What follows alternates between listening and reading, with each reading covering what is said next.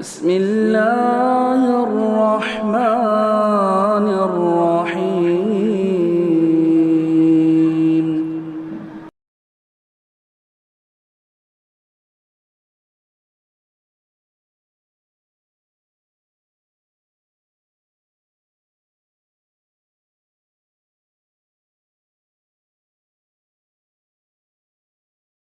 اعوذ باللہ من الشیطان الرجیم بسم اللہ الرحمن الرحیم الف لام میم صاد کتاب انزل الیک فلا یکن فی صدرک حرج منہ لتنذر بہ وذکری للمؤمنین۔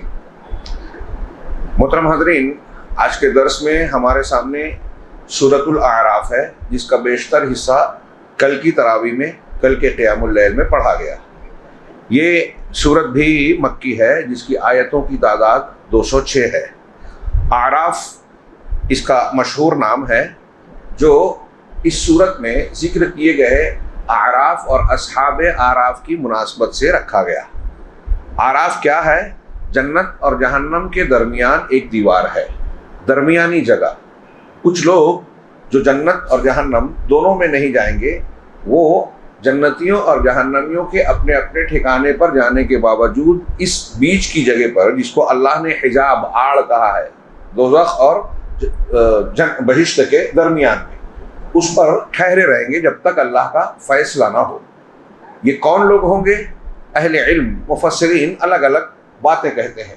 کچھ یہ کہتے ہیں، زیادہ مشہور بات یہی ہے کہ جن کی نیکیاں اور برائیاں برابر ہوگی ان کو یہاں رکھا جائے گا۔ ان کی نیکیاں انہیں جہنم میں جانے سے روکے گی، ان کی برائیاں انہیں جنت میں جانے سے روکے گی۔ اللہ رب العالمین کے آگے اس میں جو جملے استعمال کیے گئے ہیں قرآن میں، اس سے اشارہ ملتا ہے کہ بعد میں یہ جنت میں چلے جائیں گے۔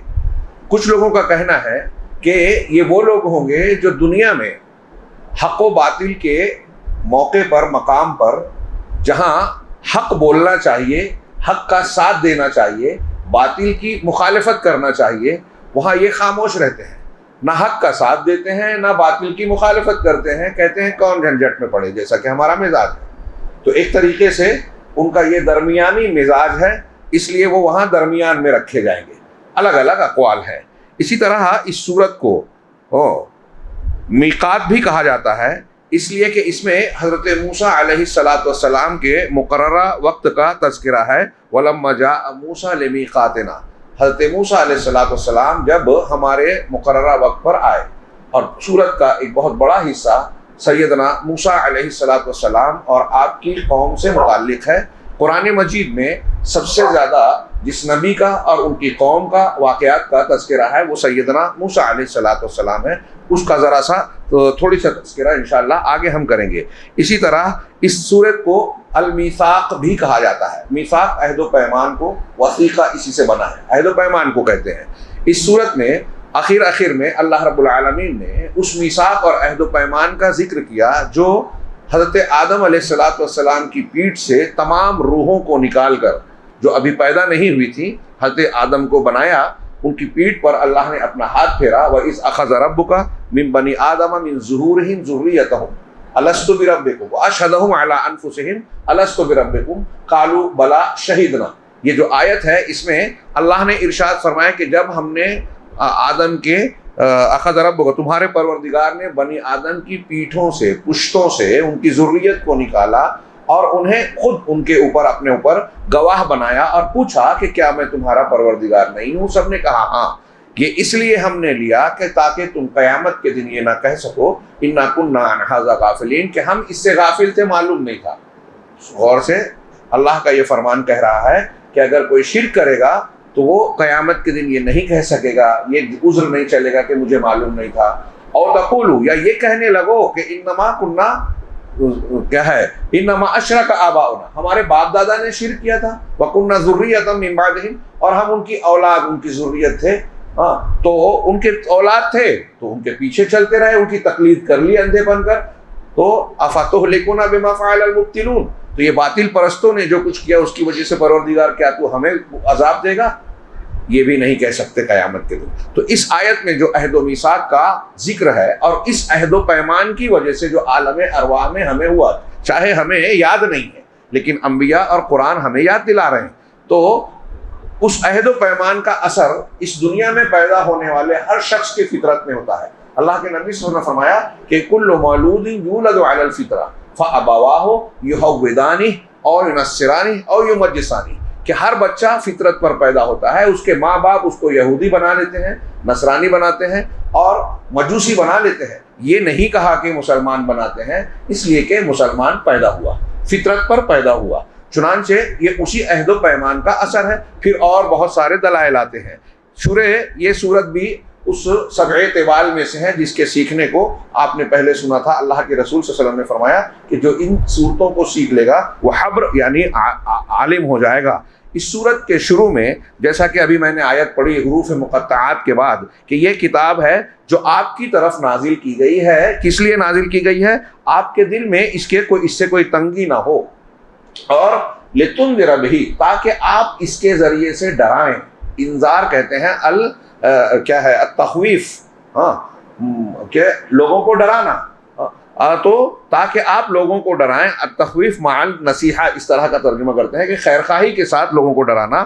وذکریٰ للمؤمنین، غالباً یہ معنی کیا جاتا ہے، ڈرانا تو معنی ہوتا ہے، اور مومنوں کے لیے یہ نصیحت ہے، مومنوں کے لیے یہ نصیحت ہے، آپ کے دل میں تنگی نہ رہے اور یہ لوگوں کو آپ اس سے ڈرا سکیں، یہ قرآن کا مقصد ہے۔ اور اخیر میں بھی اللہ تبارک و تعالیٰ نے قرآن مجید کی فضیلت اور اس کی اہمیت اور اس کی ہدایت کا تذکرہ کیا، وَإِذَا لَمْ تَأْتِهِمْ بِآیَةٍ۔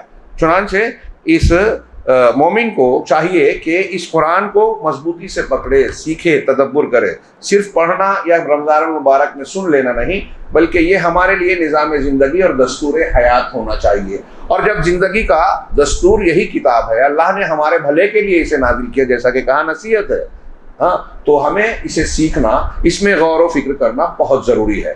اس سورت کا مرکزی عنوان کیا ہے؟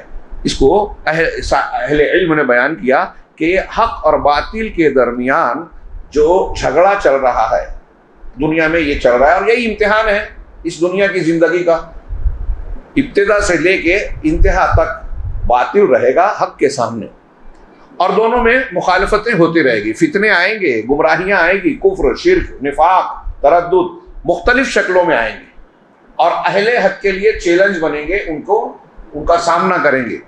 اب ہمارے انسانوں کا موقف کیا ہونا چاہیے؟ ہم حق کی طرف ہیں یا باطل کی طرف ہیں؟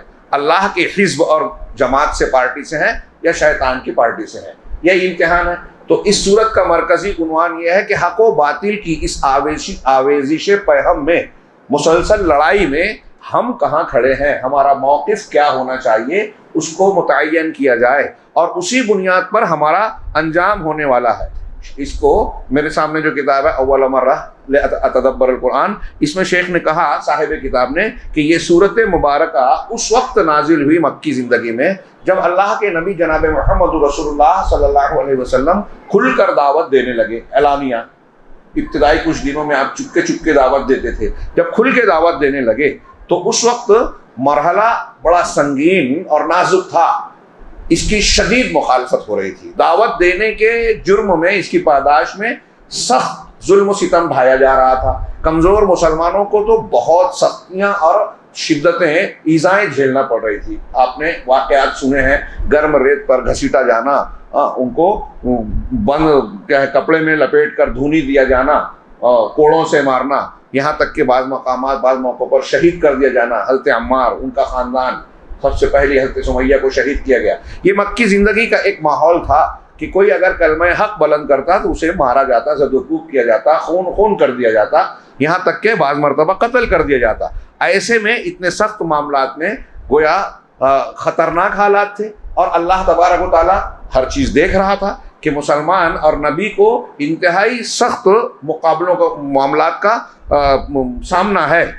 اب ایسے میں جو دوسرے لوگ جو سمجھ رہے ہیں یہ حق ہے، یہ دلیلیں ہیں، اللہ کے نبی صلی اللہ علیہ وسلم کی سچائی اور صداقت، کفار مکہ کتنی بھی شدت سے مخالفت کرتے ہوں، ابو جہل اور ابو لہب ہی کیوں نہ ہو، وہ یہ جانتے تھے، مانتے تھے، سمجھتے تھے، اور اپنی مجلسوں میں اعتراف کرتے تھے کہ محمد صلی اللہ علیہ وسلم سچے ہیں، جھوٹے نہیں۔ ہاں ابو جہل نے ایک موقع پر کہا کہ بنو ہاشم نے جب فلاں کام کیا سرداری میں تو ہم نے سرداری میں ان کا مقابلہ کیا، مہمان نوازی کی تو ہم نے مہمان نوازی کی، لوگوں کو دیا تو ہم نے بھی دیا، ہر معاملے میں مقابلہ کیا۔ اب اس خاندان میں ایک نبی آ گیا تو ہم نبی کہاں سے لائیں؟ لہذا ہم مخالفت کریں گے۔ یہ تعصب عصبیت خاندان کی بنیاد پر اور مختلف دوسرے دنیاوی عصبیتوں کی بنیاد پر تھا، چنانچہ مخالفت کی، جبکہ جانتے تھے کہ حق ہے۔ قرآن کو چھپ چھپ کر سنتے تھے، اس میں سے بعض لوگ کے اس میں سننے میں لذت ملتی ہے، چنانچہ ایسے میں بعض لوگ جان کر بھی حق بات کہنے سے شرماتے تھے، اور بعض لوگ حق کا ساتھ دینے سے ڈرتے تھے کہ تکلیف ہوگی، پریشانی ہوگی، لوگ بیٹھے بٹھائے دشمن بن جائیں گے۔ آج ہمارا بھی یہی حال ہے۔ ہم بہت سے معاملات میں گھر میں بھی دیکھیے، ساس بہو کے جھگڑے سے لے کے جماعت اور حکومت تک، جہاں ہم کہہ سکتے ہیں، جتنی ہماری طاقت ہے اتنا ہم کو کہنا چاہیے، شریعت کا ہم سے تقاضا ہے۔ جہاں ہماری طاقت نہیں ہے اور ہم کوئی اقدام کرتے ہیں اس میں فائدے کی وجہ یقین ہے کہ نقصان ہوگا، حضرت ابراہیم کی طرح بت شکنی اگر کریں گے تو آج ہم جو ہے اس کا نتیجہ اچھائی اور مقصود تو حاصل نہیں ہوگا، نقصان ہوگا، اس لیے وہ کرنا ہمارے لیے جائز نہیں ہے۔ ہاں جو ہم کر سکتے ہیں، حق کا ساتھ دینا، سچائی کو سچ کہنا، غلط کو غلط کہنا، یہ ہمیں کرنا چاہیے۔ چنانچہ ایسے ماحول میں یہ صورت نازل ہو رہی ہے۔ اس صورت کی ابتدائی مضامین میں ہی سب سے پہلے تو اللہ کے رسول کی اتباع کی بات کہی گئی، میں پھر سے آخر میں اس کا تذکرہ کروں گا۔ یہاں جو مضامین اس صورت کے ذکر کیے گئے ہیں اس کتاب میں نکات واز کہ حضرت آدم علیہ السلام اور ابلیس کے درمیان جو معاملہ چلا اس دنیا میں، حضرت آدم علیہ السلام کے آنے سے پہلے جنت کا واقعہ کہ جنت میں تھے، اللہ نے ایک درخت سے منع کیا، شیطان نے آ کے جو ہے بہکایا اور پھسلایا، اور جس درخت کو اللہ نے کہا تھا کہ یہ نہیں کھانا، اسی درخت کے بارے میں یہ کہہ دیا شیطان نے کہ یہ کھا لوگے تو ہمیشہ جنت میں رہو۔ جو شجرۃ الخلد کہا اسے، جو جنت سے نکلنے کی وجہ بنا اور بننے والا تھا، اس کو شیطان کیا کہہ رہا ہے کہ شجرۃ الخلد مطلب یہ کھا لوگے تو ہمیشہ جنت میں رہو۔ الٹا ایسے ہی ہم کو دنیا میں دھوکہ دے رہا ہے۔ اللہ نے بہت سے درختوں سے منع کیا ہے ہمیں، وہ کھا لوگے تو جنت میں نہیں جاؤ گے، ہاں، لیکن ابلیس ہم کو پٹی پڑھاتا ہے، بہکاتا ہے کہ یہ کھا لو، یہ مزہ لے لو، جوانی ہے، موقع ہے، ارے بعد میں توبہ کر لینا، ہاں، ایسے ہی پٹی پڑھاتا ہے جیسے آدم علیہ السلام ہمارے باپ کو جنت سے نکلنے کا سبب بنا۔ چنانچہ اس کا ذکر کیا مخلوق کے آغاز کے وقت، یہ مقابلے کا ذکر کیا، اور پھر اس صورت کے اندر اب آگے ہم ابھی شیخ ربیع کے اس میں پڑھیں گے کہ ابلیس اور شیطان کا تذکرہ ہے، اس کے بعد انجام کا ذکر ہے کہ اب کوئی ابلیس کی مانتا ہے تو جہنم کا راستہ اختیار کرتا ہے، کوئی اللہ کی بات مانتا ہے تو جنت کے راستے پہ جائے گا۔ آدم کا طریقہ یہ ہے کہ آدم علیہ السلام سے غلطی ہوئی تو آپ نے توبہ کی، ابلیس سے غلطی ہوئی، اللہ کا حکم نہیں مانا تو اکڑ گیا۔ تو کوئی اگر ہم بھی غلطیاں کر رہے ہیں، غلطی کرنے کے بعد اس پر اڑے ہیں، ٹکے ہیں، توبہ نہیں کر رہے ہیں، تو ہم شیطان اور ابلیس کے طریقے پہ ہیں۔ غلطی ہو گئی اور شرمندہ ہو کے، نادم ہو کے اللہ کے سامنے آنسو بہاتے ہیں اور عزم کرتے ہیں کہ آئندہ یہ غلطی گناہ نہیں کہے گے، پروردگار معاف کر دے، تو یہ آدم کا طریقہ ہے۔ پوری دنیا کا، زندگی کا آپ دیکھ لیں یہی معاملہ چل رہا ہے۔ اس سورہ مبارکہ میں پھر مختلف انبیاء اور ان کی قوموں کے واقعات بیان کیے گئے ہیں، قصے بیان کیے گئے ہیں، حضرت نوح علیہ السلام کا سب سے پہلے، پھر حضرت ہود کا، پھر حضرت صالح کا، پھر اس کے بعد حضرت شعیب علیہ السلام کا، اور حضرت موسیٰ علیہ السلام کا بالتفصیل ذکر کیا گیا۔ اس کا آپ کا فرعون کے ساتھ، بنی اسرائیل کے ساتھ مختلف مرحلوں کے واقعات کا تذکرہ کیا گیا۔ اس پورے معاملے میں حق اور باطل کے درمیان کی جنگ نظر آتی ہے۔ اس پورے معاملے میں یہ نظر آتا ہے کہ کون سا طبقہ جو ہے اللہ کے طریقے اور حکم پر عمل کر رہا ہے وہ کامیاب ہوا۔ وہ بہت تھوڑے تھے، نوح علیہ السلام نے 950 سال دعوت دی، بہت تھوڑے لوگ ایمان لائے۔ حضرت ہود، صالح اور ان لوگوں کا بھی معاملہ، بہت چند انگلی پر گننے والے لوگوں نے ایمان قبول کیا اور اکثر لوگوں نے انکار کیا، مذاق اڑایا، نبی کی مخالفت کی، اللہ کے احکامات کو رد کیا۔ نتیجہ کیا ہوا؟ جس کا جیسا کفر تھا، عناد تھا، اللہ نے اس کو ویسے ہی عذاب دیا، دنیا میں بھی ان کو نیست نابود کر دیا۔ اس میں اس سورہ مبارکہ میں یہ بتایا گیا۔ تو شیخ نے آگے کہا کہ اس کے بعد جو ہے یہ اہل جنت اور اہل جہنم کے درمیان اس صورت میں وہ بات چیت کا بھی تذکرہ ہے کہ جنتی جہنمیوں سے کہیں گے تم یہ کہتے تھے کہ ہم کو اللہ بھلائی نہیں دے گا، دیکھو ہم تو یہاں ہیں اور تم بڑے پارسا بڑے دانشور بنتے تھے، کہاں پہنچے ہو، غلط منہج اختیار کر کے ہم کو رد کرتے تھے. ہاں، اور جہنمی کہیں گے کہ ارے کچھ افیض علینا من الماء، کہ جنت کا کچھ پانی بہا کر ہم کو دے دو. پڑھنا چاہیے، عبرت کی چیز ہے، یہ کوئی مذاق یا ایسی چیز نہیں ہے قصے کہانی کہ ہم پڑھ کے چھوڑ. یہ رب العالمین کا کلام ہے اور یہ ہو کر رہے گا. ہم کہاں رہیں گے، یہ غور کرنا چاہیے. اللہ ہمیں جہنم سے بچائے. وہ کہیں گے کہ پانی کچھ دے دو، ادھر ہم کو بہا دو، آپ کو لذتوں میں ہے. اللہ تعالیٰ دونوں کو ایک دوسرے کو دکھائے گا. تو جنت کہیں گے کہ اللہ تعالیٰ نے ان یہاں کے پانی کو، آب و دانے کو جہنمیوں پر حرام قرار دیا، کافروں پر حرام قرار دیا. کفر اور شرک کی بنیاد پر جنت کی نعمت کا حق پیدا ہی نہیں ہوگا. ہاں، چنانچہ یہ آپ مکالمہ اس میں پڑھ سکتے ہیں. ہاں، اور کہہ رہے ہیں کہ اس جو دنیا میں جو صراع چل رہا ہے حق و باطل کا، یہ نتیجہ وہاں نظر آئے گا اور ایک دوسرے پر سے بات چیت ہوگی، وہاں بھی اس کا ذکر ہوگا. اسی طریقے سے اس سورہ مبارکہ میں پچھلی امتوں کے درمیان حق و باطل کی جو جنگ ہوئی ہے واقعات کی شکل میں اس کا تذکرہ ہے. ہر نبی کی اپنے قوم کے ساتھ جو روداد ہے اس کے ساتھ سے اللہ نے تذکرہ کیا ہے، جو میں نے ابھی ذکر کیا. اسی طرح الترکیز فی نہایت قصص ما قومہم علی الفصل بین المؤمنین الذین، اس بات پر جو انبیاء کے قصے اور واقعات بیان کیے گئے اس میں اس بات پر ترکیز کی گئی کہ مومنوں اور کافروں کے درمیان جو معاملہ ہوا تو مومنوں کو بالآخر اللہ نے نجات دی اور کافروں کو ہلاک کیا. ہاں، اور وہ جو تماشائی اور بے پرواہ طبقہ تھا، کچھ ایسے لوگ تھے نہ ادھر ہیں نہ ادھر ہیں، لا الہ الا ولا الہ الا. آج بھی جو پڑھا گیا انشاءاللہ بعد میں آئے گا منافقین کا، تو دل میں اگر کفر ہے تو منافق ہے. کچھ ایسے ہیں جن کو ان سب چیزوں سے اپنے آپ کو جھنجھٹ سے دور رکھتے ہیں، ان کے نزدیک جو ہے دین اہم نہیں ہے. ہاں، لہسن پیاز گیہوں چاول یہ زیادہ اہم ہے. ہاں، جنت جہنم اہم نہیں ہے، وہ مذاق لگتا ہے. تو ایسے لوگوں کا بھی اس ذکر میں کئی مقامات پر تذکرہ کیا گیا ہے. اسی طریقے سے ہلاکت، پچھلی امتوں کے ہلاکت کے کیا اسباب ہیں، ان میں خاص طور سے بار بار جس کا ذکر قرآن نے کیا وہ ہے فساد اور استکبار، بگاڑ اور استکبار، تکبر، بگاڑ عقیدے کا، اعمال کا، اور اس کے نتیجے میں تکبر کر کے اللہ کی اور اس کے رسولوں کی بات کو نہ ماننا. نمبر 6 یہ نقطہ بیان کیا کہ ابلیس کا حق و باطل کے معرکے میں ابلیس کا بڑا ہتھیار کیا ہے. ابلیس کے ہتھیار کیا کیا ہیں، کس طریقے سے دھوکہ دیتا ہے، اس سورہ میں ہم کو بتایا گیا. آگے سے، پیچھے سے، دائیں سے، بائیں سے آ کر یہ بہکاتا ہے، صراط مستقیم سے ہٹاتا ہے، حرام کو حلال بنانے اور حلال کو حرام بنانے کی کوشش کرتا ہے. ہاں، شرک کو، کفر کو، اللہ اور رسول کی مخالفت کو خوشنما اور خوبصورت بنا کر اس پر چلانے کی کوشش کرتا ہے، اور بے وقوف لوگ، کم علم لوگ آسانی سے اس کے دھوکے میں آ جاتے ہیں. ایک کتاب لکھی عبدالرحمن ابن جوزی رحمہ اللہ نے، تلبیس ابلیس، اس کی صحیح باتوں کو ملخص کر کے ترجمہ بھی کر دیا گیا ہے، بازار میں اویلیبل ہے. ہندوستان پاکستان میں اکثر دروس میں کہتا ہوں، بچوں کو، طلبہ کو بھی کہتا ہوں کہ یہ کتاب ہر ہندوستانی مسلمان کو پڑھنا چاہیے. اور ایک علامہ ابن تیمیہ کی کتاب الفرقان بین اولیاء الرحمن و اولیاء الشیطان، اس میں ان کتابوں کو پڑھ کے آپ شیاطین کی چالوں کو سمجھ سکیں گے.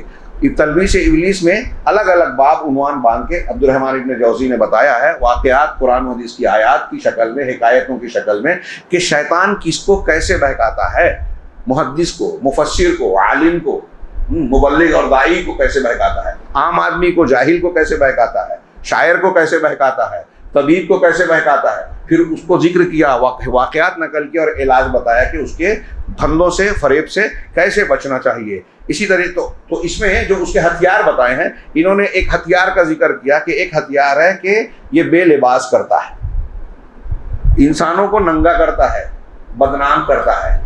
یہاں قرآن میں ہے فوسوس لہم الشیطان، شیطان نے ان دونوں کو، یعنی آدم علیہ السلام اور ان کی بیوی ہماری ماں حوا کو وسوسہ ڈالا.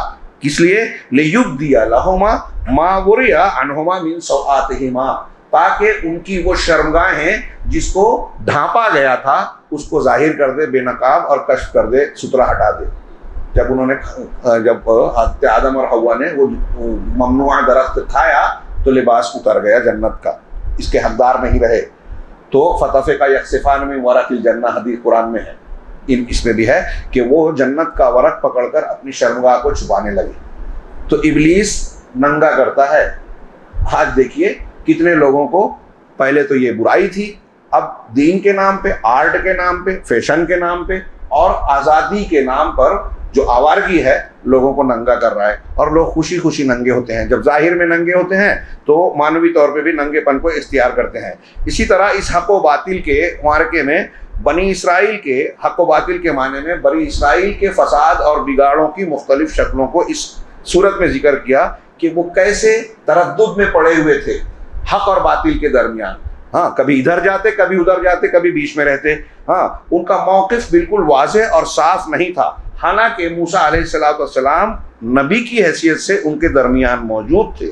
ان کے سامنے اپنی آنکھوں سے حضرت موسیٰ کے ہاتھوں سے کئی معجزات دیکھے تھے, لاٹھی کا, ید بیضا کا, طوفان کا, قمل کا, جراد کا, ٹڈی دل, اور جو جس کا تذکرہ ہے 9 نشانیاں دی گئی تھیں حضرت موسیٰ کو. کل کی آیتوں میں پڑھا گیا تھا کہ ہم نے ان کو یہ نشانی آیات مفصلات دی, قمل, جوں, جراد, ٹڈی دل, اور زفادے, مینڈک, ہر جگہ مینڈک ہی مینڈک ہوتا تھا, اور ایسی کئی چیزیں, خون, ہر جگہ خون ملتا تھا, طوفان, یہ ساری چیزیں آتی تھی عذاب کی شکل میں. فرعون ہی کہتے تھے کہ موسیٰ علیہ السلام دعا کیجئے کہ یہ عذاب اللہ ہٹا دے, اگر آپ ایسا کریں گے تو ہم ایمان لے آئیں گے. حضرت موسیٰ دعا کرتے, اللہ ہٹا دیتا, یہ پھر سے سرکشی پر رہتے اور کہتے کہ کوئی بھی آیت اور جادو دکھا دو, ہم ایمان نہیں لائیں گے. بعد میں یہ کہتے. یہ چیزیں بنی اسرائیل بھی دیکھ رہے تھے. پھر جب اللہ نے ان کو بچایا فرعون سے اور لشکر سے, دریا میں راستہ بنا کر, یہ بھی معجزہ تھا, اپنی آنکھوں سے دیکھا تھا. پھر بھی جو ہے ان کا معاملہ کیا تھا کہ حضرت موسیٰ سے شکایت کر رہے ہیں. اس میں پڑھیے کیسی شکایتیں ہیں کہ حضرت موسیٰ علیہ السلام کل جو صورتیں پڑھی گئی اس میں فرعونی دربار میں فرعون سے کہتے ہیں اتذر موسیٰ وقومہ ان تفسدوا فی الارض, کہ اے فرعون کیا موسیٰ کو اور اس کی قوم کو آپ چھوڑ دیں گے کہ دنیا میں زمین میں فساد پھیلاتے پھریں. غور کیجئے کیا زبان کیا استعمال کر رہے ہیں. آج مسلمانوں کو جیسے انتہا پسند اور کیا کیا کہا جاتا ہے. حضرت موسیٰ کو کہہ رہے ہیں زمین میں فساد پھیلانے والا. تو فرعون نے کیا کہا, یہ ہماری بات نہیں مانتے, ہم ان کے بیٹوں کو قتل کریں گے, ان کی بچیوں کو زندہ رکھیں گے. سنقتل ابناءهم ونستحيي نساءهم وإنا فوقهم قاهرون, ہم ان پر پورا غلبہ اور کنٹرول رکھتے ہیں. سورہ اعراف میں ہی دیکھیے یہ آیت ہے. تو جب یہ کہا, اور یہ دوبارہ سلسلہ حضرت موسیٰ کی پیدائش سے پہلے ہی بھی یہ کیا تھا کہ بیٹوں کو مارتا تھا, لڑکیوں کو چھوڑتا تھا, اب پھر سے یہ سزا دینا شروع کیا. تو فرعونیوں نے حضرت موسیٰ علیہ السلام سے شکایت کی. حضرت موسیٰ علیہ السلام نے کہا استعینوا, قال موسیٰ لقومہ استعینوا باللہ واصبروا. بہت زبردست. آج مسلمانوں کے گھر پہ بلڈوزر چل رہے ہیں, فلسطین میں بم برس رہے ہیں, بچوں عورتوں کے ساتھ جو کچھ ہو رہے ہیں, وہ جیسا منظر ہے سمجھ لیجئے کہ فرعون کے زمانے میں وہی منظر ہے یہ جو بنی اسرائیل کے ساتھ اس کی فوج کر رہی تھی. بچوں کو پکڑ کے گھر میں بیٹا ہے قتل کرنا, کمزور کرنا, غلام بنانا, اور جس طرح چاہنا استعمال کرنا. حضرت موسیٰ نے ویسے حالات میں جو کہا تھا وہ ہمارے لیے بھی درس ہے. استعینوا باللہ, اللہ سے مدد مانگو, اللہ کا سہارا پکڑو, اس سے مدد لو. واصبروا, اور صبر کرو. ان الارض للہ, زمین اللہ کی ہے. یورثها من یشاء, اللہ جسے چاہے اس کا وارث بنائے, اس پر غلبہ دے. من عبادہ, اپنے بندوں میں سے. آج ان کو ہے تو یہ اترا رہے ہیں, اللہ چاہے گا تو ان کی حکومت چھین لے گا, ختم کر دے گا, اور ہوا بھی یہی. اللہ تعالیٰ والعاقبۃ للمتقین, یہ یاد رکھنے والی بات ہے کہ نتیجہ متقیوں کے حق میں ہی ہوگا. کتنی بھی پریشانی آ جائے, کوئی کتنا بھی اچھل کود مچا لے, مسجد کو چھین لے, کوئی قانون بنا دے اور بڑے سے بڑا ہیلا بہانہ کر لے کہ میری حکومت قائم رہے, میں غلبہ پالوں, میری تہذیب و ثقافت غالب رہے, یہ اللہ کا نظام یہ نہیں چلا رہا ہے, دنیا کا نظام اللہ چلا رہا ہے, اور نتیجہ نیک لوگوں کے حق میں ہوگا. والعاقبۃ للمتقین. قالوا, تو انہوں نے کیا کہا, اوذینا من قبل ان تأتینا ومن بعد ما جئتنا. ارے موسیٰ, آپ کے آنے سے پہلے بھی ہم کو تکلیف دی گئی, اذیتیں دی گئی, اور آپ کے آنے کے بعد بھی تکلیفیں دی جا رہی ہے. دیکھیے ان کا انداز کیا ہے. لیکن پھر بھی موسیٰ علیہ السلام کیا کہہ رہے ہیں, قال عسیٰ ربکم ان یہلک عدوکم, قریب ہے کہ اللہ تمہارا پروردگار تمہارے دشمن کو ہلاک کر دے اور زمین میں تم کو خلافت عطا کر دے. اور بعد میں یہی ہوا بھی. کتنا بڑا تھا. آپ سوچئے اس منظر کو سامنے رکھیے. آج مسلمانوں کے حالات پر غور کیجیے. ظاہری طور پر ہماری کیا پوزیشن ہے, اس سے گئی گزری حالت بنی اسرائیل کی تھی. اور فرعون ہر طرح کے ہتھیار، فوج، اسباب سے لیس تھا، کوئی مقابلہ تھا ہی نہیں۔ ایک تو بنی اسرائیل ٹوٹے پھوٹے، اس میں بچے بوڑھے، اور ایک لمبی مدت سے غلامی کی زندگی گزار رہے تھے، حوصلہ بھی نہیں تھا، غلامی کی وجہ سے حوصلے مر چکے تھے۔ پچھلی سورت میں مائدہ میں پڑھا کہ جب کہا کہ شہر میں چلو، اللہ تم کو داخل کا کہا، یار وہاں جبار لوگ ہیں، سخت گیر لوگ ہیں، وہاں ہم داخل نہیں ہوں گے جب تک رہیں گے، آپ اور آپ کا رب جاؤ لڑو، ہم یہاں بیٹھے ہیں، جب وہ نکل جائیں گے تب ہم آئیں گے۔ یہ ان کے پست حوصلگی کا مظاہرہ تھا، ہمت بھی نہیں تھی، حوصلہ بھی نہیں تھا، ٹوٹ چکا تھا۔ تو یہ موسیٰ علیہ السلام سے شکایت کی تو اللہ نے تسلی دی کہ اللہ تمہارے دشمن کو ہلاک کر کے زمین میں تم کو خلافت دے گا۔ تو دے گا تو کیا؟ یہ ایسے ہی نہیں ہے کہ بس دے دیا انعام، آپ اپنے آپ کو بولو مسلمان ہیں، اہل حدیث ہیں، فلاں ہیں، بس خوش رہیں گے۔ فَيَنْظُرَ كَيْفَ تَعْمَلُونَ، تو تم کو دیکھے گا، جانچے گا کہ تم کیسا عمل کرتے ہو۔ اور پھر اس کے بعد قوم موسیٰ کی بات ہے کہ حضرت موسیٰ ہٹے، سامری نے جو ہے بچڑا بنایا زیورات کو پگھلا کے، اس بچڑے کو اس طرح بنایا کہ ہوا چلتی تھی تو آواز نکلتی تھی، دیکھو یہ تمہارا رب ہے، اس کی پوجا کر لی۔ موسیٰ علیہ السلام کی دعوت دیکھی، معجزات دیکھے، اللہ کی قدرت کو اپنی آنکھوں سے دیکھا، پھر شرک کر بیٹھے۔ تو یہ حق و باطل چلتا رہا، ان کے اندر تردد رہا۔ موسیٰ علیہ السلام ان کو تسلی دے رہے ہیں، کہہ رہے ہیں آنے سے پہلے بھی اور آنے کے بعد بھی تکلیفیں ابتلائیں۔ یہ جو اوپر کہا کہ ان کے یہاں حق اور باطل کے سلسلے میں تردد رہا، جبکہ دلائل جانتے تھے۔ چنانچہ یہ بنی اسرائیل کا تردد ہی تھا کہ عقیدہ ان کے دلوں میں پختہ نہیں تھا۔ موسیٰ علیہ السلام سے ڈائریکٹ انہوں نے کہا، قرآن میں اسی صورت میں نقل کیا اللہ نے کہ وجاوزنا ببنی اسرائیل البحر، ہم نے بنی اسرائیل کو سمندر پار کرا دیا۔ فاتوا علی قوم، تو اس کے بعد وہ ایک ایسی قوم کے پاس سے گزرے، وہاں پہنچے، یعکفون علی اصنام لہم، جو اپنے معبودوں کے پاس اعتکاف کرتے تھے، مجاوری کرتے تھے۔ قالوا یا موسیٰ اجعل لنا الہا کما لہم آلہہ، تو بنی اسرائیل کہہ رہے ہیں موسیٰ علیہ السلام سے کہ اے موسیٰ ہمارے لیے بھی ایسا معبود بنا دیجئے جیسے ان مشرکین کے معبود ہیں۔ پیغمبر سے کہہ رہے ہیں، یہ کتنی عقیدے کی کچا پن ہے۔ ترمذی کی صحیح حدیث ہے، آپ نے سنی ہوگی، یاد رکھنا چاہیے، ہندوستانی ماحول میں بڑی ضرورت ہے۔ حضرت ابو واقد لیثی صحابی رسول ہیں، وہ کہتے ہیں کہ ہم نئے مسلمان ہوئے فتح مکہ کے وقت، اللہ کے رسول صلی اللہ علیہ وسلم کے ساتھ نکلے، حنین کے موقع سے مقام سے کی طرف جا رہے تھے، راستے میں دیکھا کہ مشرکین کا ایک درخت ہے، بیری کا درخت، اسے ان لوگوں نے ذات انوات کا نام دے رکھا تھا، اور اس پر اپنے ہتھیاروں کو لٹکاتے تھے تبرکن۔ تو ہم نے کہا اللہ کے رسول ہمارے لیے بھی ایسے ہی ذات انوات بنا دیجئے جیسے ان مشرکین کا ذات انوات ہے کہ برکت حاصل کریں گے۔ سوچ رہے ہیں، سن رہے ہیں آپ، صحابہ کرام جب اللہ کے رسول سے کہہ رہے ہیں تو ظاہر سی بات ہے کہ ان کی نیت بری نہیں تھی، ہاں، لیکن یہ سن کر، اور یہ بات بھی پوائنٹ کے دماغ میں رکھنے والا پوائنٹ ہے کہ یہ خود انہوں نے کہا کہ نئے مسلمان صحابہ نے کہا تھا، پرانوں نے نہیں۔ توحید پر ابھی ان کی تربیت نہیں ہوئی تھی، توحید کی تربیت ہر ایک کے لیے کتنی ضروری ہے۔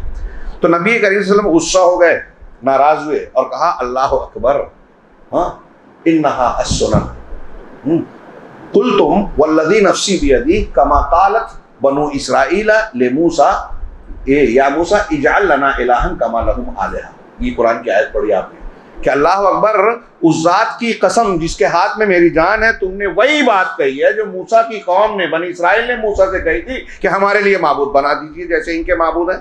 یہی جملہ کہا، یعنی کوئی چیز اگر متبرک نہیں ہے، نوٹ کیجئے یہ دماغ میں، کوئی چیز اگر متبرک نہیں ہے اسے متبرک سمجھ لینا، بابرکت سمجھ لینا، ہاں، یہ شرک ہے، اسے معبود بنانا ہے۔ رسول اللہ صلی اللہ علیہ وسلم فرما رہے ہیں اب اجمیر ہے، اللہ اور رسول نے شریف نہیں کیا، آپ اسے شریف مانو۔ ہاں، فلاں مقدس چیز نہیں ہے، منہ مبارک نہیں ہے، کسی کی تصویر مبارک نہیں ہے، مقدس نہیں ہے، آپ مقدس سمجھ لیں، اس کو برکت والا سمجھ لیں کہ ہمارے فلاں پیر صاحب کا کٹورا ہے، اس کو گھر میں رکھا ہے تو برکت ہو رہی ہے۔ ہاں، اللہ کے حضرت عمر نے کہا کہ اے حجر اسود کو چومتے ہوئے کہا انی اعلم انک حجر، صحیح بخاری میں۔ یاد رکھنے والی چیزیں ہیں، یہ بنیادیں ہیں ہماری، کہ میں جانتا ہوں اے پتھر، تو ایک پتھر ہے، تو نفع اور نقصان نہیں پہنچا سکتا۔ ولولا انی رأیت رسول اللہ صلی اللہ علیہ وسلم یقبلک ما قبلت، اگر میں نے اللہ کے رسول کو تجھے بوسہ دیتے ہوئے نہ دیکھا ہوتا تو کبھی بوسہ نہیں دیتا۔ تو پتھر ہے، حجر اسود کو ہم بوسہ دیتے ہیں، کعبہ کی دوسرے دیوار کے حصے کو بوسہ نہیں دیتے کیونکہ رسول نے نہیں بتایا۔ مقام ابراہیم کو بوسہ نہیں دیتے، نہیں بتایا، جو لوگ دیتے ہیں وہ بدعت کرتے ہیں۔ تو یہ دھیان دیجئے یہ حدیث اللہ کے رسول نے صحابہ سے کہا تم نے ایسی بات کہی ہے، یعنی اسے معبود بنانا ہے جس کو اللہ اور رسول نے مقدس نہیں بنایا، متبرک نہیں بنایا، آپ نے بنا لیا۔ پھر آپ نے جملہ کہا کہ تم اپنے سے پہلوں کے نقش قدم پر ضرور چلو گے۔ یہاں یہ دیکھیے نبی سے یہ کہہ رہے ہیں معبود بنا دو، یہ ان کے عقیدے کی کمزوری تھی اور اس میں ثابت قدم نہیں تھے، تربیت کی کمی، علم کی اور توحید کی کمزوری تھی۔ اسی طریقے سے بیان و نموذج للثبات، جہاں یہ تردد کی کہانی ہے، بہت پیاری بات آگے آ رہی ہے، اگلا نقطہ کہ ایک طرف بنی اسرائیل کا مسلسل تردد ہے، حق اور باطل میں ڈوما ڈول، ادھر کبھی ادھر، ہاں کبھی شرک کی طرف کبھی توحید، دوسری طرف انہی واقعات کے بیچ میں اللہ تبارک و تعالیٰ نے ایک ایسے طبقے کا ذکر کیا، واقعہ ذکر کیا جو ایمان لایا اور جم گیا، جان دینے کو تیار تھا، توحید سے ہٹنے کو نہیں۔ کون؟ موسیٰ علیہ السلام کے مقابلے پر فرعون کی طرف سے پیش کیے گئے جادوگر۔ ہاں جادوگروں کے سامنے جب مقابلہ ہوا، اپنی لاٹھی ڈنڈے ڈالے، یہ واقعہ سورہ اعراف میں بھی ہے، سورہ طٰہٰ میں بھی ہے، دوسرے مقامات پہ ملا کے دیکھیے اسے۔ ہاں موسیٰ علیہ السلام کے سامنے لاٹھی ڈنڈے ڈالے، حضرت موسیٰ کو تھوڑا ڈر ہوا، بھاگے، سورہ طٰہٰ میں ہے کہ اللہ نے کہا ڈرو نہیں، فَإِذَا حِبَالُهُمْ وَعِصِيُّهُمْ يُخَيَّلُ إِلَيْهِ مِنْ سِحْرِهِمْ أَنَّهَا تَسْعَىٰ، یہ سورہ طٰہٰ کی آیت ہے، اور میں یہ آیت اس تناظر میں پیش کر رہا ہوں۔ کچھ لوگ جادو کا ان کو نہیں مانتے، اللہ کے نبی پر یا کسی نبی پر جادو کا اثر نہیں ہوتا، یہ کہتے ہیں قرآن کی آیت پڑھیے کہ ان کی لاٹھیاں اور رسیاں یخیل الیہ، ان کی طرف خیال گزرا، من سحرہم، ان کے جادو کی وجہ سے، لفظی ترجمہ کر رہا ہوں، اللہ کہہ رہا ہے کہ ان کے جادو کی وجہ سے موسیٰ علیہ السلام کو یہ خیال گزرا کہ انہا تسعیٰ، وہ دوڑ رہے ہیں۔ اب کہتے ہیں کہ یہ تخیل تھا، ٹھیک ہے تخیل، یہ یہاں کتاب رکھی ہوئی ہے، مجھے یہ جو ہے کھانے کی پلیٹ نظر آنے لگے، مجھے خیال گزرے، تو آپ ایسا کر کے بتائیے، اسی کو جادو کہیں گے۔ اب وہ چینج ہو رہی ہے نہیں چینج ہو رہی ہے، ایک دوسری بحث۔ حضرت موسیٰ کو دکھا، حضرت موسیٰ ڈر گئے، تو موسیٰ علیہ السلام نبی ہیں، اثر ہوا کہ نہیں ہوا نبی پر؟ ہمارے امین احسن اصلاحی صاحب کہتے ہیں، تدبر قرآن میں رد کرتے ہیں جادو کا کہ نبی پر اثر نہیں ہوتا، اور اس آیت کے بارے میں کہتے ہیں موسیٰ علیہ السلام پر تھوڑی دیر کے لیے اثر ہوا تھا۔ تو تھوڑی دیر کے لیے اثر ہو تو نبوت میں کوئی فرق نہیں پڑتا، کتنی گھنٹہ ہوگا تو بس اثر پڑ جائے گا، ٹائمنگ بتائیں آپ۔ عجیب یعنی استدلال ہے، توجیہ ہے۔ بہرحال یہ جب ہوا اور حضرت موسیٰ نے لاٹھی ڈالی، اللہ کے حکم سے ساری چیزوں کو نگل لیا، تو کیا ہوا؟ بہت دماغ میں رکھیے، جادوگروں نے یہ دیکھ کر کہا کہ یہ موسیٰ نہیں کر سکتے، ہاں ہم موسیٰ کے رب پر ایمان لاتے ہیں، اور سجدہ ریز ہو گئے۔ اس میں ذکر کیا ہے کہ دیکھیے جادوگر فرعون کے سامنے سجدے میں گر گیا، کس کے؟ رب العالمین کے، اور اسی مناسبت سے اس سجدے کی یاد دہانی کراتے ہوئے اس سورت کے آخر میں آیت سجدہ ہے کہ ہم بھی اس کو یاد کریں، اللہ کے سامنے جھکیں۔ تو یہ گر گئے۔ اب جب فرعون نے یہ قصہ دیکھا تو حیران کہ میں نے جس کو اپنا کینڈیڈیٹ بنایا حق کو رد کرنے کے لیے، وہی پھسل گیا۔ کہا ان ھذا لمکر مکرتموہ، ارے یہ چال ہے تم نے مل کر بنائی ہے۔ یہاں اور دوسری صورتوں میں کہا کہ یہ موسیٰ تمہارے بڑے ہیں، اس نے تم کو سکھایا، جب کہتے موسیٰ نے اس سے پہلے ملاقات بھی نہیں کی تھی، جادوگروں کو انہوں نے اور فرعون کے لوگوں نے ہی جمع کر کے لایا تھا پورے مصر سے۔ لیکن دیکھیے سیاسی لوگ، بادشاہ، حکومت، حکمراں ہار کے بھی ہار نہیں مانتے، پھنس کے بھی نہیں پھنستے، چوریاں پکڑی جاتی ہے، بیان بازی جاری رہتی ہے۔ آج ابھی ایک سلسلہ چل رہا ہے الیکٹرل بانڈ کا، دیکھ لیجیے، مانیں گے نہیں۔ تو یہ ایسا ہی تھا، شکست تو ہو گئی، لیکن فرعون کا چال ہے تمہاری، یہ تمہارا بڑا ہے، میری اجازت سے پہلے تم لوگ ایمان لے آئے، آمنتم بہ قبل ان آذن لکم، اس کا کیا ہے کہ میں تم کو سخت سزا دوں گا۔ یہاں تھوڑی دیر کے لیے یہ غور کیجئے کہ جب جادوگر فرعون کے پاس آئے تھے تو انہوں نے کہا کہ فرعون ہم چاہتے ہیں کہ آپ کیا ہم اگر موسیٰ کو ہرا دیں گے، شکست دے دیں گے، تو کیا ہم کو کچھ اجر ملے گا، اچھا معاوضہ ملے گا؟ تو فرعون نے کہا صرف معاوضہ اور اجر ہی نہیں ملے گا، تم کو دربار میں میری قربت بھی ملے گی۔ ایک عالم نے لکھا کہ آج کی زبان میں یہ کہہ لیجئے، حکومتی زبان میں، کہ کرسی بھی ملے گی، ایوان حکومت میں کرسی ملے گی۔ جادوگروں کو لالچ دیا، تو اب جادوگر اجرت، انعام اور کرسی کا لالچ رکھ رہے ہیں۔ ابھی دنیا کا لالچ تھا، لیکن جب حضرت موسیٰ کا معجزہ دیکھا تو ایمان لے آئے، اور ایمان لانے کے بعد فرعون نے دھمکی دی کہ میری اجازت کے بغیر ایمان لے آئے میں تم کو سخت سزا دوں گا۔ اور کیا کہا سزا دینے میں؟ یہاں بھی ہے اور اس سورہ اعراف میں بھی، سورہ طٰہٰ میں بھی، کہ تمہارے ہاتھ اور پیر کو مخالف سمت سے کاٹ دوں گا، دایاں ہاتھ تو بایاں پیر، بایاں ہاتھ تو دایاں پیر۔ وَلَأُصَلِّبَنَّكُمْ لَأُقَطِّعَنَّ أَرْجُلَكُمْ وَأَيْدِيكُمْ مِنْ خِلَافٍ وَلَأُصَلِّبَنَّكُمْ فِي جُذُوعِ النَّخْلِ، اور تم کو کھجور کے تنوں پر تم کو سولیاں چڑھا دوں گا۔ تو جادوگر کیا کہہ رہے ہیں یہاں بھی دیکھیے کہ ہم تو اپنے پروردگار پر ایمان لائے، ہمارا بس اتنا ہی گناہ ہے کہ ہم نے اللہ کی نشانی آ جانے کے بعد رب پر ایمان لائے۔ سورہ اعراف میں یہ کہا، اور سورہ طٰہٰ میں یہ کہتے ہوئے کہا کہ حق آ جانے کے بعد ہم نے مان لیا ہے، فرعون تو جو چاہتا ہے کر لے، اقضِ ما انت قاض۔ میں اسے ہمارے شہر کی زبان میں کہتا ہوں کہ گویا ہماری زبان میں، عوامی زبان میں، کہ جو اکھاڑنا ہے اکھاڑ لے، تو کیا کرے گا زیادہ سے زیادہ؟ اے فرعون انک تقضی هذه الحیات الدنیا، تو یہ دنیا کی زندگی کا خالی خاتمہ کرے، یہ تو ایسے بھی جانا ہی ہے۔ کتنی پیاری بات، کیسی ثابت قدمی ہے۔ ہم تھوڑے تھوڑے دن میں ڈاواں ڈول ہو جاتے ہیں، ڈر جاتے ہیں، ادھر سے ادھر چلے جاتے ہیں، تھوڑا سا امتحان اللہ لیتا ہے، باطل کی طاقت ہمارے سامنے آتی ہے، ہمارے لوگوں میں سے کچھ لوگ بک جاتے ہیں، ایمان بیچتے ہیں، قوم کے سودے کرتے ہیں، مسلم مفادات کو بیچ دیتے ہیں۔ یہ جادوگروں سے سبق لیتی۔ یہاں ایک اور پوائنٹ اور نقطہ نوٹ کیجئے، میں اکثر بیان کرتا ہوں، میں نے اپنی کتاب لکھی اس میں بھی بیان کیا، کیا کہ ایک قابل غور بات یہ ہے کہ جادوگروں نے معجزہ کس کے ذریعے سے دیکھا تھا؟ آپ لوگوں سے سوال، کس سے دیکھا تھا؟ موسیٰ علیہ السلام سے۔ ایمان کس پہ لایا؟ یہ کام کس کا مانا؟ معجزہ دکھا رہے ہیں حضرت موسیٰ علیہ السلام، اور ایمان لا رہے ہیں وہ کس پہ؟ اللہ پر۔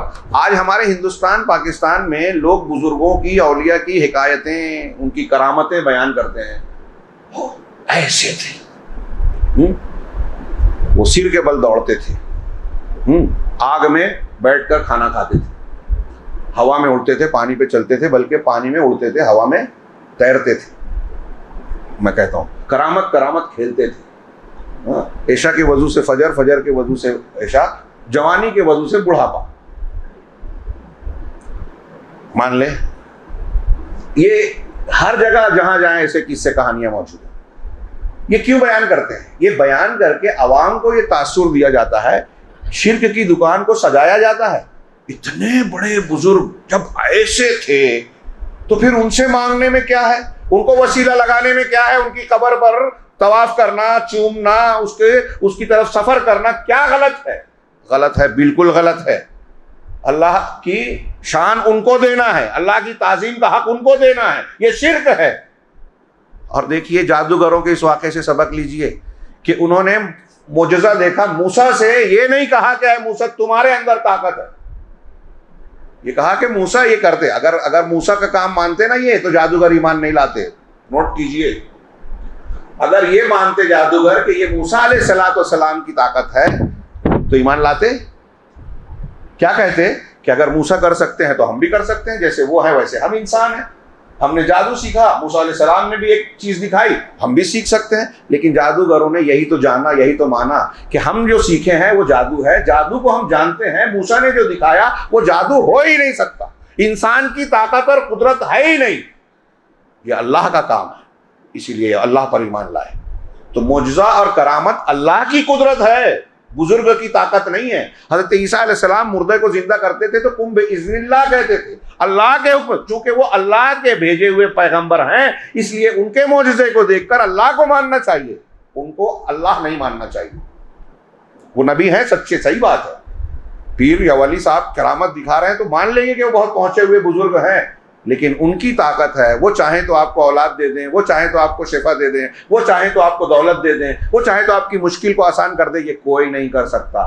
کوئی ایک بار اللہ تبارک و تعالیٰ اگر آپ کو نقصان پہنچانا چاہے تو پوری دنیا مل کے، تمام اولیاء، تمام فرشتے، تمام انبیاء مل کے اللہ کے حکم کے خلاف کر نہیں سکتے، کوئی نہیں کچھ کر سکتا۔ یہ بالکل کلیئر تعلیم ہے قرآن و حدیث کی، اور یہ جادوگروں کے واقعے میں یہ چیز سمجھ میں آتی ہے۔ اسی طرح اس میں ایک سورت کے آخر میں ایک نمونہ اللہ رب العالمین نے بنی اسرائیل کا پیش کیا کہ سنیچر والے دن کچھ لوگوں کو جو سمندر کے کنارے، دریا کے کنارے بستے تھے، اللہ تبارک و تعالیٰ نے مچھلی کے شکار سے منع کیا کہ اس دن شکار نہیں کرنا۔ لیکن اسی آیت میں تھوڑی سی، سورہ بقرہ میں مختصر ذکر ہے، یہاں تھوڑا سا تفصیل سے ہے کہ جب سنیچر کا دن آتا، جس دن منع تھا، تو پانی کی سطح پر مچھلیاں زیادہ تیرتی ہوئی نظر آتی، اور جب اتوار جمعہ دوسرے دن آتے، جب ان کو شکار کرنا ہوتا تو سب مچھلیاں نیچے کی طرف چلی جاتی. یہ ان کا امتحان تھا. ایسا ہی ہوتا ہے، روزے کی حالت میں آپ کو گناہ کے موقع نظر آتے ہیں، چانس نظر آتے ہیں، ایسی چیزیں دکھائی دیتی ہیں جو نہیں دیکھنا چاہیے، ہے نا. یہ محسوس کرتے ہوں گے کچھ لوگ. یہ اللہ کا امتحان ہوتا ہے کہ آپ کا روزہ پکا سچا ہے کہ نہیں ہے. یہاں بھی ایمان تھا کہ سنیچر کے دن مچھلی نہیں مارنا، اور اس دن سمندر کے اوپری سطح پہ مچھلیاں خوب آ رہی ہیں. تو ان لوگوں نے میں سے ایک طبقہ جو ہے اس نے چال چلی کہ جمعہ کے دن جال لگاتا اور پھر اتوار کے دن نکالتا.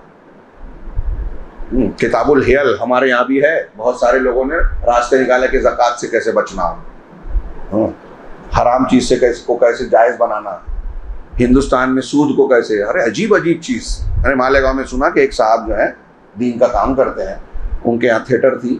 تھیٹر کا جو پیسہ ان کے حصے میں آتا، خاندان میں بٹتا، ان کو جو ملتا تو جاتے ایک دکاندار کو بولتے کہ یہ پیسہ آپ لے لیجئے اور نوٹ بدل دیجیے. تو لوگوں نے پوچھا ایسا کیوں کرتے؟ کہا کہ نوٹ بدل دینے سے حکم بدل جاتا ہے، مفتی صاحب نے بتایا. مطلب یہ حرام تھا، اب نوٹ بدل گئی تو حلال ہو گیا. مجھ سے آگے ایک آدمی نے پوچھا، میں نے پوچھا کہ اس کی اگر حرام حلال ہو رہی ہے تو اس بیچارے کا حلال حرام نہیں ہو رہا ہے؟ یہ نوٹ حرام ہے. نوٹ فی نفس ہی حرام نہیں ہے، وجہ حرام بناتی ہے اس کو. شراب بذات خود حرام ہے. خیر وہ ایک الگ بحث ہو جائے گی. تو ایسی چالیں، ایسے ہیلے بتاتے ہیں. ہندوستان میں ایسا چل جائے گا، ایسا کر لو تو یہ حلال حرام ہو جائے گا، حرام حلال ہو جائے گا. تو ایسے یہ یہودیت ہے. مدارس میں عید الاضحیٰ کے چرم آتے تھے ہمارے یہاں. میں نے مالیگاؤں میں اس کو واقعات بتایا. مجھ سے ایک حنفی ٹرسٹی نے پوچھا کہ ہمارے یہاں ایسا کرتے ہیں کہ چمڑے کا پیسہ آیا تو غریب بچے کو کہا، بلایا 3 بچوں کو، کہا کہ یہ 10 لاکھ روپیہ ہم نے آپ کو ہبہ کر دیا، تفویض کر دیا، تملیک مالک بنا دیا. اب وہ مالک ہو گئے، غریب کو حق غریب کو دے دیا، ہو گیا، دین پر عمل ہو گیا. اب ان بچوں سے کہتے ہیں کہ آپ جو ہے مدرسے کو ہبہ کر دو. اب آپ مالک ہیں، ہبہ کر دو. تو وہ صاحب جنہوں نے مجھ سے سوال کیا تھا، پوچھا ارے کیا شیخ ایسا ہو جائے گا؟ وہ جانتے تھے کہ میں اہل حدیث ہوں، اور یہ بول کر بولا کہ اگرچہ میں جانتا ہوں اور ہمارے علماء نے یہ کیا، لیکن میرا دل مطمئن نہیں ہے اس پر. تو میں نے کہا آپ کا دل صحیح میں غلط چیز پر بے چین ہے، اور یہ جو عمل ہے آپ کو کہوں تو برا لگے گا، لیکن بالکل صحیح ہے کہ یہ یہودیت ہے. یہودیت ہے. یہی سنیچر کے دن شکار نہیں کر رہے، جمعہ کو جال لگا رہے، اتوار کو نکال رہے. میں نے ان سے کہا کہ اچھا چلو ٹھیک ہے، تھوڑی دیر کے لیے مان لو کہ وہ بچہ جن کو مالک بنایا ہے ان میں سے کوئی بچہ بولے کہ 3 لاکھ میرے پاس ہے، میرے گھر کا چھت ٹپک رہا ہے، میں ابا اماں کو بھیج دیتا ہوں، وہ میرے گھر کی چھت ٹھیک ٹھاک کرا لیں گے. میں کیوں دوں؟ یہاں آپ جو بیٹھے ہوئے ہیں، میرے پاس آپ کے پاس کچھ رقم ہے، مسجد میں اعلان ہو رہا ہے کھانا کھلانا، تو اب میرے پاس 10,000 روپیہ ہے، میں 10,000 دے دوں، آپ مجھ سے کہیں کہ آپ 10,000 دے دو آپ کا جتنا ہے، کیا میں اس کا مکلف ہوں؟ مجھ پر ضروری ہے؟ میں مالک ہوں تو چاہوں تو دوں، چاہے تو نہ دوں. چاہوں تو 1,000 دوں، چاہوں تو 2,000، چاہے پورا دے دوں، چاہے کچھ نہ دوں. تو ایسے ہی اس بچے کو آپ اختیار دے رہے ہو کیا کہ آپ مالک ہو تو چاہو تو دو، چاہو تو نہ. اس کو سمجھایا کیا کہ آپ رکھ سکتے ہو، ابا کو بھیج سکتے ہو، ہاں اپنی بہن کا علاج کروا سکتے ہو اس سے. اس کو بتائیے، اور وہ بچہ یہ بولے گا کہ نہیں میں مدرسے کو نہیں دیتا، گھر بھیجتا. بھیجنے دیں گے؟ تو کہا نہیں بھیجنے دیں گے. کہا پھر مالک کیسے بنایا؟ یہ ہیلے ہیں. یہ شریعت کے احکام کو بدلنا ہے. اللہ کے رسول صلی اللہ علیہ وسلم نے فرمایا کہ لعنت ہو یہودیوں پر. اللہ نے جانوروں کی چربی کو ان پر حرام کیا تو انہوں نے چربی کو پگھلایا، اسے بیچا اور پھر اس کی قیمت کھائی. یہ وہی ہیلے ہیں. ایسے بہت سے طریقے اختیار کیے جاتے ہیں. اس سے ڈرنا چاہیے. اس صورت میں یہ بھی بتایا گیا. تو اس سنیچر والے قصے میں 3 طبقے کو ذکر کیا اللہ تعالیٰ نے. ایک طبقہ وہ تھا جو مچھلی کا شکار کرنے لگا اس طرح ہیلے کے ساتھ.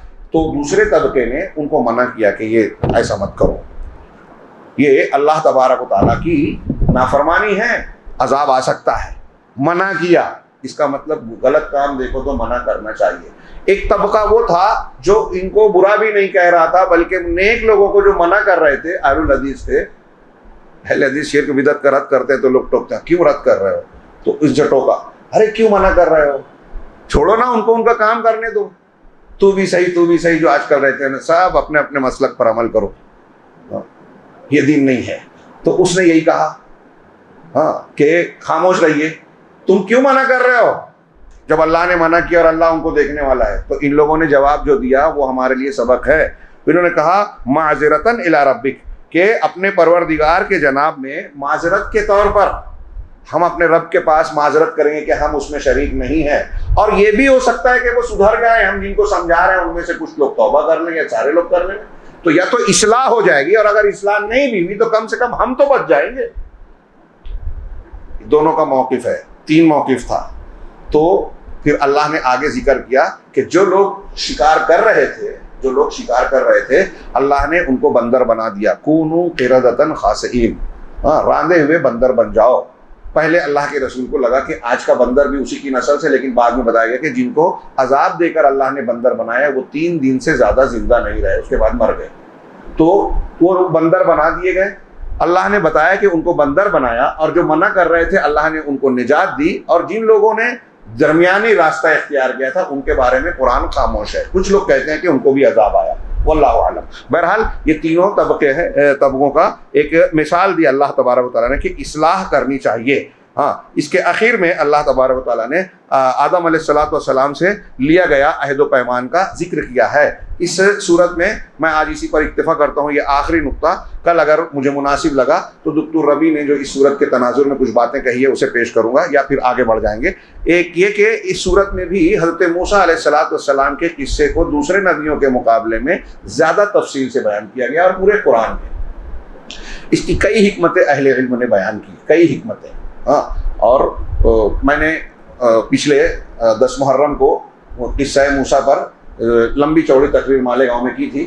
اس میں نے کافی کچھ بیان کیا، علامہ ابن تیمیہ وغیرہ کے اقوال بھی. یہاں جو انہوں نے ذکر کیا وہ یہ ہے کہ قرآن میں بنی اسرائیل اللہ کے نبی موسیٰ کا ذکر کثرت سے اور تفصیل سے کیا گیا ہے. اس کی وجہ یہ ہے کہ بنی اسرائیل یہ الگ الگ نسلوں میں اخلاق و سلوک میں، اچھائی اور برائی کے معاملات میں ان کے الگ الگ حالات تھے، اور ان کی شریعت بھی دوسرے نبیوں کے مقابلے میں تفصیلی آئی، یعنی ان کو موقع ملا. چنانچہ ان کے واقعات میں عبرت، نصیحت اور احوال، ایسے بہت سارے حالات تھے جو مسلمانوں کے حق و باطل سے جنگ میں شریعت پر عمل کرنے اور نہ کرنے کے سلسلے میں رہنمائی اور فائدہ پہنچانے والے، رہنمائی کرنے والے، فائدہ پہنچانے والے. دوسرے واقعات میں یہ تفصیلات آپ کو نہیں ملے گی، دوسرے انبیاء کے بہت کم ملے گی. اس میں زیادہ ہے. پلس یہودیوں سے اس وقت بھی سابقہ تھا اور ابھی بھی ہے، ہاں، تو اس میں بھی دکھائی دیتا ہے.